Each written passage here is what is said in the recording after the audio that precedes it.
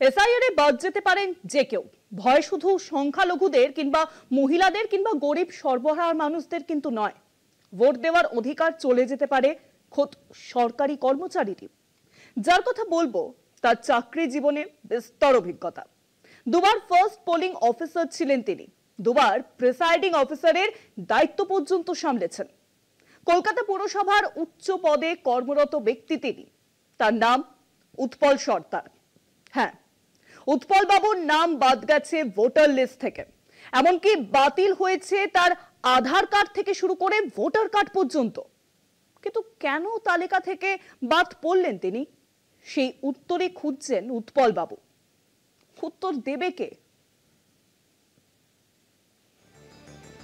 SIR প্রস্তুতি দেখতে রাজ্যের ডেপুটি নির্বাচন কমিশনার জ্ঞানেশ ভারতী। বুধবার কলকাতা ও বারাসতে বৈঠকের পরে বৃহস্পতিবার কোলাঘাটে বৈঠক হয় বাঁকুড়া, পূর্ব মেদিনীপুর ও ঝাড়গ্রামের জেলা নির্বাচনী আধিকারিকদের সঙ্গে।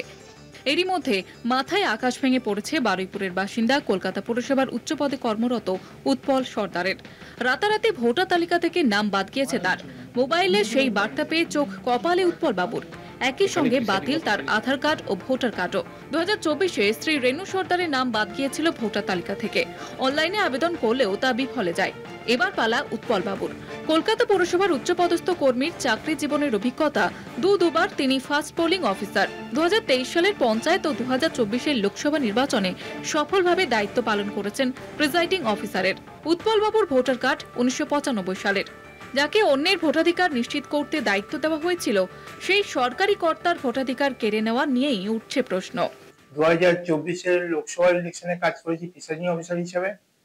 এখন দেখছি আমার ভোটার লিস্টে নাম নেই, আমার আধার লিঙ্ক ক্যান্সেল হয়ে গেছে।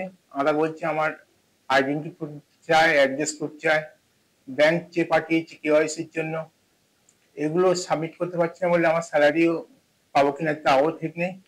আমি খুব সমস্যার মধ্যে পড়েছি। আমি জানি না এই সমস্যা কি হবে। এত জটিল হয়ে গেল, ভোটার কার্ড, আধার কার্ড, প্যান কার্ড সব কিভাবে জটিল হয়ে যাচ্ছে আমি বুঝতে পারছি না। মহা সমস্যায় উৎপল বাবু।